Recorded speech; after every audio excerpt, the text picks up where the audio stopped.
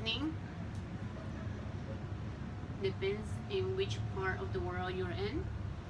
Welcome to my channel, Sumac Lima. I hope you like this video. This video is gonna be about my experience, what happened, which everybody lived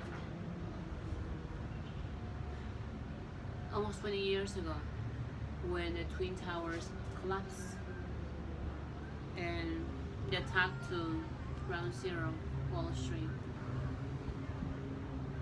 I wanna speak about my own experience, what I went through, about what I saw, what I felt. I hope you understand. I hope you don't judge. I hope you don't criticize. This is my story.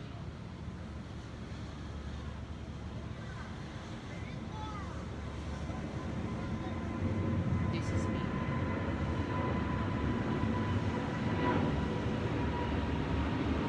It goes a lot of music downstairs. There are places upstairs. Oh my God, this is like a deja vu. It's almost 20 years ago. Here I am. Here I was.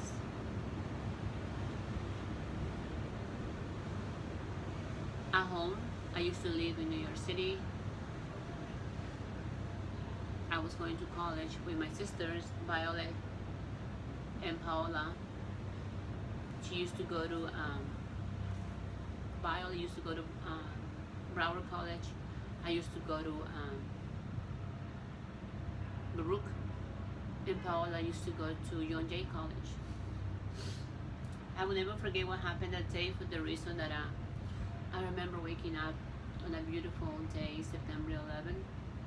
It was a very beautiful morning, very sunny, clear skies, beautiful blue skies. I remember waking up that morning and turning on the TV and watching what was going on. Live in Manhattan. I was living in Jackson Heights. People that are from New York, they know exactly where Jackson Heights is. Right over the Queensboro Bridge. So me, my sister and I, we were all living together in a small little efficiency apartment. We were going to college, you know, making it, trying to make it up there, and we did. But I remember waking up that day, and I remember being traumatized watching the TV, watching the news about what was going on, about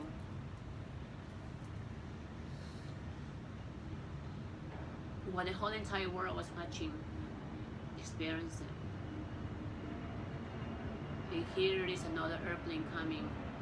I am in this beautiful high-rise on the 16th floor, I believe, in Brickell, Miami. And I decided to do this video because it's like a couple of weeks before 9/11, and I wanted to post this video. And I hope you guys like it. Hope you guys enjoy it. Once again, this is my truth, what I went through, what I experienced, what I saw, what I heard, and all of that stuff. It's gonna have a lot of controversy in this video because a lot of people are gonna agree, a lot of people are gonna disagree about it. But it's understandable, it is what it is, and I'm just speaking from my end. I'm speaking what I saw. So anyway, after I started watching the news like around 8:30, 8:45, and the buildings were being attacked, and they say that an airplane had crashed into the Twin Tower, #1, and there was going fire, and it was total chaos. I remember just being like traumatized watching the TV, as much as you guys were, as much as the whole entire world was watching it.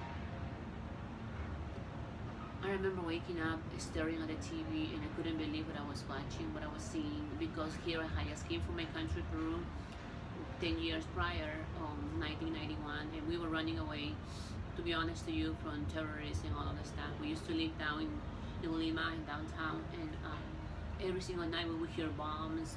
It was awful. I was a teenager, and I remember listening to all of that crap. And then my dad brought us to America, to me and my two sisters, at the same time, on June 15, 1991. and you know, to running away from all of that craziness, and then to come here and to experience that. It was awful. It was something that my heart couldn't take, my brain couldn't take it. It was very traumatic for me. I'm a very empathic, I'm an empath. I can feel the pain. And I was just staring at the TV watching what was going on, and I was just traumatized because I was dating this wonderful guy, some Italian guy from New York, Joey Casella. He was a doctor. Maybe he's still a doctor. But I knew a lot of people that were working on the Twin Towers. I know a lot of people that were working that day. And I just knew, I felt the pain. And then when I saw on the TV that people were jumping off the windows, just smashing into the floor, it was kind of insane what I saw, like everybody else saw. But once again, I was there. I was 10 minutes away from ground zero, and it was too much for me. I remember after the first plane crashed, and then by 10:30, the second plane crashed. I had more anxiety. I was at the apartment, me and my sister and my two sisters that were there. I was mortified because I had a friend of mine that lived in the world, Windows of the World, the restaurant all the way up there, the one that you will sit and you will move around while you eat. But I was thinking about everybody being in the place, you know, burning, jumping. It was awful. And then by almost 11:30, when the first tower collapsed, I'm like, oh my God, what's gonna happen? And then as soon as the second tower collapsed by 11:11, something that I recall, I heard the radios and the TV that they say that New York City is under lockdown. Nobody can get in or get out. No airplanes, no buses, no trains, nothing. Just stay home and pray. So you can imagine when you hear that on the radio, on the TV, and everywhere, you're like, what's gonna happen next? You know, we're gonna die. We're gonna this is it. That's what I thought. And as soon as the second tower collapsed, I told my sister, because I was running around in the house like a maniac, crying, anxious. And then I told my sisters I'm gonna go take a shower, and I did. I went to the shower and I jumped in the shower, and then I don't know, I was taking a very cold shower because I feel like my body was itching, and then out of a sudden I saw like a black curtain going down like this. And as soon as the curtain went down, I don't remember what happened. I just went boom, and I fell. I knocked myself out. I passed out in the bathroom, in the tub. I just fell in the shower. My sisters came over into the room. They asked me. Oh, I was already gone. I don't know what happened. I guess they took me out of there. They called the ambulance, 911. Remember? And then nobody came because all the ambulances were going to downtown, to Manhattan, to help people, to rescue people. So anyway, they dragged me out of the apartment, and then I don't know how they got me out of there. I remember waking up in the middle of waking up, and we were in the middle of the streets. They were holding me from each side, and I was just falling. And then I don't remember nothing else. I remember that they put me in a taxi, and then I guess they took me to the hospital because 7 hours later on 9/11, I woke up. I was in the hospital, Elmhurst Hospital. I don't have the bill right now. I have it at home. In my other video, in the Spanish video, I have the bill from Elmhurst Hospital where I show the proof that I am a survivor from 9/11. I was there. I saw it all, and I spoke on my own behalf of my own experience. Bottom line, when I woke up at 7, 8 o'clock in the afternoon at the hospital, people around me were all burned, like full of smoke. The hospital was a chaos. And the doctors came and told me that I had a nerve breakdown, that my heart couldn't take it. And I guess what had happened, it was a lot. It was too much for me. And at the same time, it was a lot too much for me. It was the same for a lot of people, I'm sure.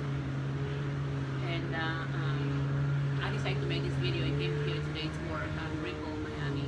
And here I am sitting outside this beautiful building, and I see planes going. And I wasn't expecting it. So I'm like, you know what, let me just throw it out there. Whoever likes it, good. And if you don't, I hope you understand and respect. So after they took me out of there, they told me that I had a nerve breakdown. They gave me a lot of medication. I was so high on medication, all IVs, and I was tranquilizers, everything. So I was just in La La Land, to be honest with you. And I remember going back home with my sisters, and they told me that they helped me out. They dragged me out of the apartment. They took me to the hospital, and I remember being home, sitting in front of the sofa, and watching the plane crashing into the Twin Towers. It was just like too much. But I was so high, so numb medicine, that my tears would just come out of my eyes. I would just cry, and I had no feelings whatsoever. I was numb. I was MK Ultra, they call it. I finally find out exactly what they were. That was the beginning of my addiction to painkillers, to anxiety, depression, post-traumatic stress disorder that they told me I had. That was the beginning of it, and I was hooked for almost 15 years to all those medications. And thank God on 2017 I was able to open up my eyes, and I had a wake-up call because of what had happened. 16 years prior, I was always medicated, I was always high, because the doctor would tell me, take this, and because I'm a good listener, I would just take it, and I wouldn't realize what they were. And it got to the point that I had like 6-7 bottles in my purse, and I was just taking pills all the time, going everywhere I was going. I just had tons of pills I was just popping pills all day long. So I had became a drug addict. Yes, I can say that, and I'm not ashamed of it, because I know who I am now.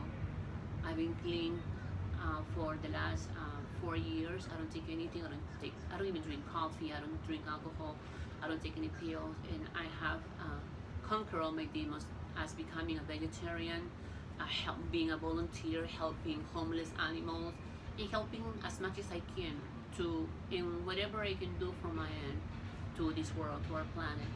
Anyway, after 9/11, 3 days later, on September 14, I was home with my sisters, and I wanted to do something for my city, for my New York.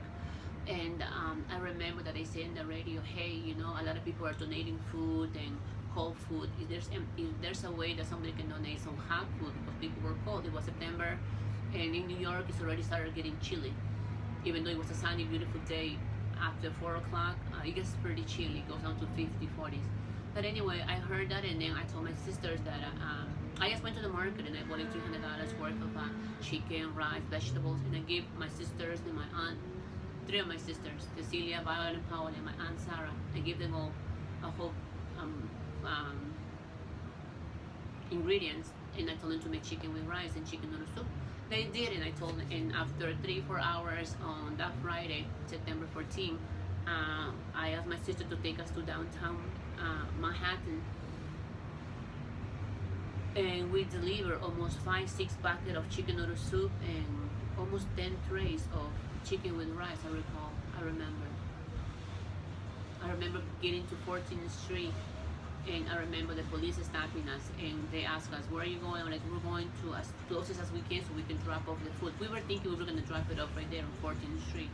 And then once we rolled down the window, the police officer goes, okay, don't worry, go ahead, you can drop it off yourself. In that car, it was me, my sister Cecilia, Violet, Paola, my brother-in-law, I believe, Enrique, and we all went, and my 2 nieces, Cynthia and Valeria. They're in Europe right now. And we went all the way down to ground zero. Do you remember that big pile where everything was up, all the buildings?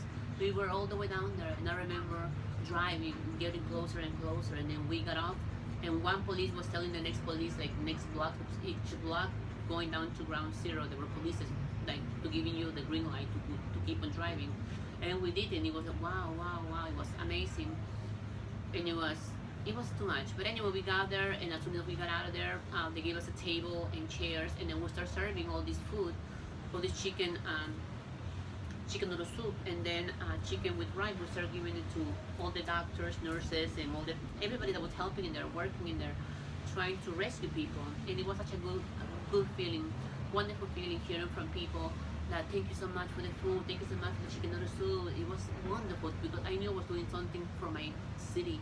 As a New Yorker raised, I knew I had to do something, and I'm glad that I came up with that decision, because that idea, because I will never forget that beautiful feeling of hearing a thank you from the doctor, a nurse, or the paramedics, and the rescuers appreciating one little plate of warm food. And we got home, and I knew I did something. I was finally able to go to sleep, and then and that was the beginning, guys, of my drug addiction. Little by little, I started taking pills for anxiety, for depression, for insomnia. They told me I was bipolar. Gosh, they told me I was in so many things, and I listen because I'm a good listener. And if somebody professional tells me this is what you have, that's what I believed, and I told that's what I had, and I did. For 15 years, I believed that I had it, and then into one point that I woke up one day, and my arm was completely numb, and I didn't know what it was.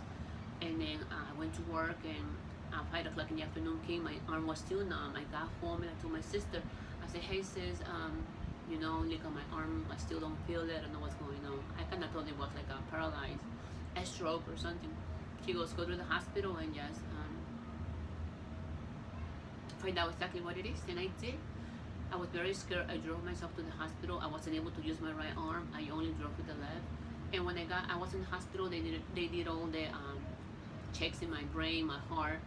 And after 24 hours, they told me that it wasn't a stroke. It wasn't a heart attack. It was a nerve called the nerve plexus, which is a nerve that is on the right side of the brain. It had popped, and that controls the arm and the leg. I was lucky enough that when it popped, the nerves on my right arm popped and it broke. And they told me that I was under a lot of stress, that I had to do something to change my lifestyle, that I had to do something to change what I was doing because I was under a lot of stress and it was just too much. Once again, it was in 2017 when Hurricane Irma came into South Florida. I was here. And I got out of there knowing that it wasn't a stroke, but the doctors told me if you don't help yourself and change your lifestyle, the same thing will happen in the right side, it's going to happen to the left. And you can get paralyzed, you can have a stroke, and and be completely paralyzed. So that's the day that I had a wake-up call, and I drove myself up north to North Carolina, and I stayed there for 6 months. And that's when I changed my lifestyle. I became a vegetarian. I did my own therapy. I stopped drinking alcohol, and I stopped taking all the pills that they told me. I started reading and researching and reading about how can I help myself, because I had became a drug addict, and I couldn't keep on living the way I was living. It wasn't life. I wasn't happy. It was awful, guys. That's why now I have the guts.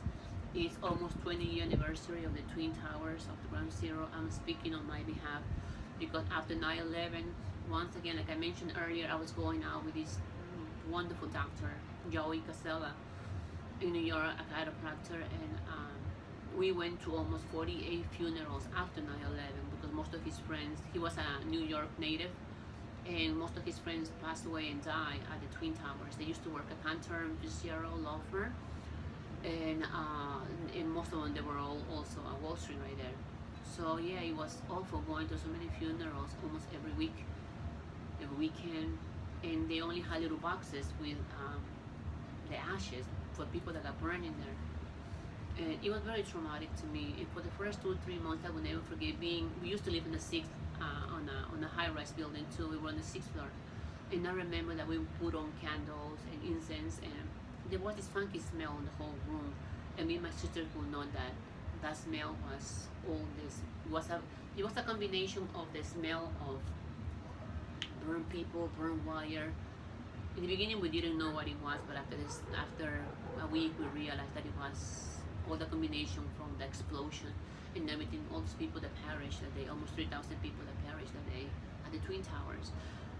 Here's the conspiracy thing that everybody talks about, and I do remember talking to a lot of my friends and parents, sisters, brothers, that their relatives died at the Twin Towers, and me being a New Yorker, knowing what I saw, what I felt. A lot of people didn't see the planes crashing into the Twin Towers. A lot of people call it a controversy, conspiracy, for the reason that they, from my own point of view, I finally got to realize that it wasn't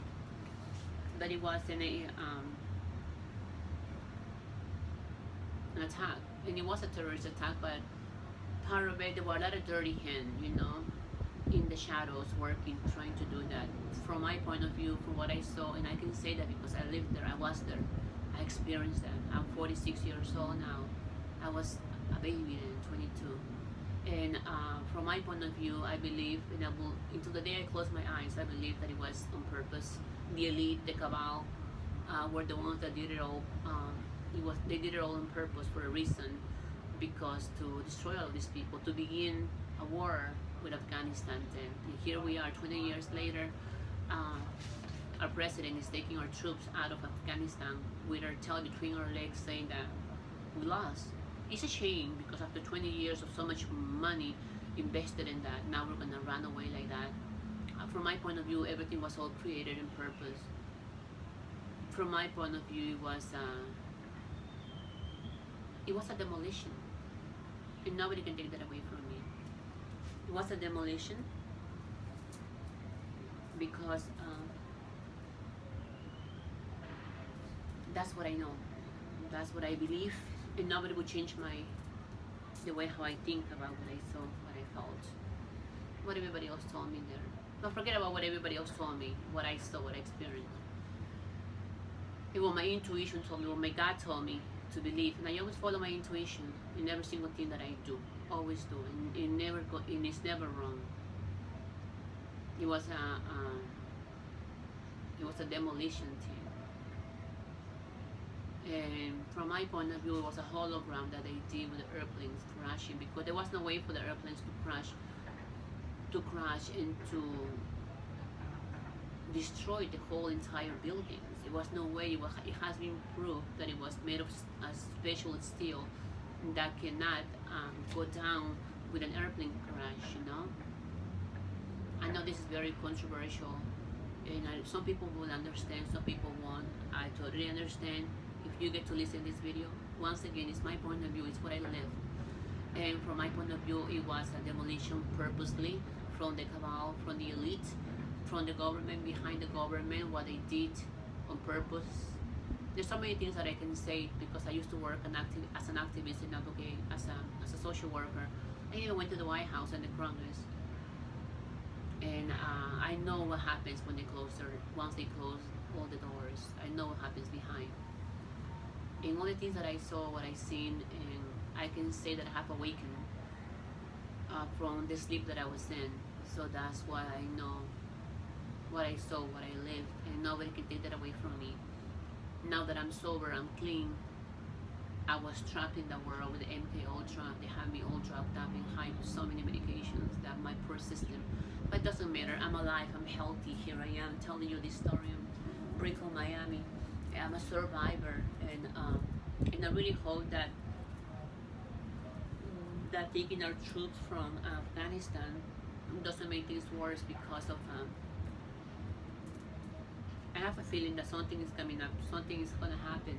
I really hope not. I had a dream a couple of days ago, and I dreamed with a lot of destruction in New York City. Well, I'm back again. I don't live in New York, but it still is my city. I was raised up there. I saw a lot of tears, a lot of blood, something. I really hope I'm wrong, and I really hope what I'm saying is wrong. But that's a dream. It wasn't a dream, it was a nightmare. It's a premonition, and I do have a lot of dreams. I told my family and everybody that knows me, and as hard as it sounds, they do come true. I really hope I'm wrong this time, and nothing happens to my beautiful city of New York. I still have family living up there, and but something has happened since August 14th. That was my birthday, when they pulled out the troops in Afghanistan. They are preparing something that we don't know, but it's coming. Another war, more chaos. Whatever they're planning to do, they're not gonna win. But before we jump into the fifth dimension, we're gonna see a lot of pain, a lot of tears, a lot of sorrow, a lot of hurt. We have to be strong. We have to stay together. We have to help each other, and we have to do everything from our heart, with love, without letting our ego tell us what to do. Eating healthy, no toxins in your body, no pills, no alcohol. I don't recommend to anybody to go cold turkey like I did. I went cold turkey. No, I don't. I had a power wheel and I did it.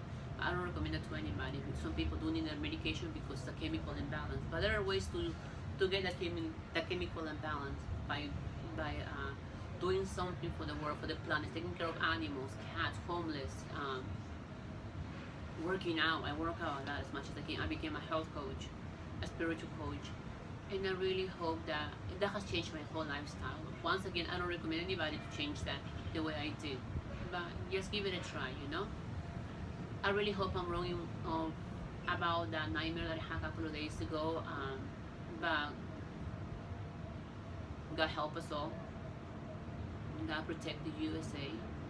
God protect the entire world. Look, guys. Look, I don't know if you can see. I'm in this building, and you're gonna see the plane. I don't know if you see the plane. There. Look.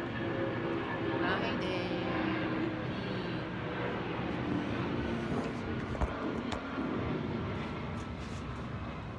It's funny that I'm making this video and I'm right here. Yes, I am cleaning this beautiful condominium here in Brickell, Miami, and Miami Airport is not too far from here. And the airplane's going to the ocean, so they can go north. Who knows?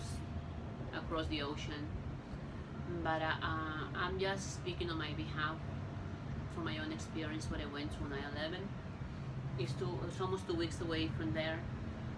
I hope you guys enjoy my video. I have a lot of more things that I'm gonna be posting. I'm gonna be uploading into my channel, Sumac Lima. Don't forget, if you do speak Spanish, I have videos in Español.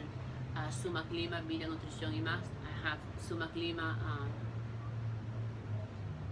Meditación, Conciencia, Sumac Lima, and Sumac Lima TV7.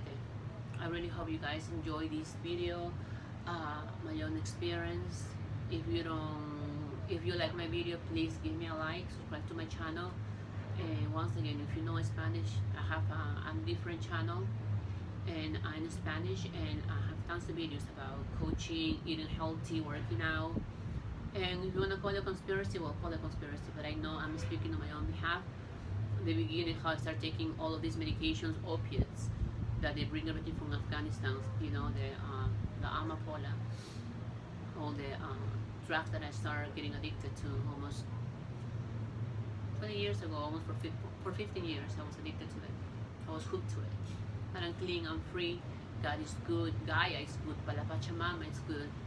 I have so many people that are with me that have awakened from all this madness, from all this chaos, from all of this corruption. Because the elite is not going to win. The elite is not going to happen. There's too many of us. That's why they want to try to hurt us and get rid of us as much as they can, because there's too many of us and there's too little of them. And that's why they're scared. But be strong, be positive, pray, pray, pray, eat healthy, don't drink alcohol. And if you do decide to drink alcohol, have a glass of wine, but don't drown yourself with alcohol and pills and all that stuff. Eat healthy. I don't recommend for everybody to be a vegetarian, but it worked for me, you know, and what worked for me doesn't mean it's going to work for you, and vice versa. Always get professional help, professional advice, and I really hope once again you like this video. Love you all. God bless you all. And as I always say, you take care of yourself. God bless us all. Namaste. Mi alma saluda la tuya.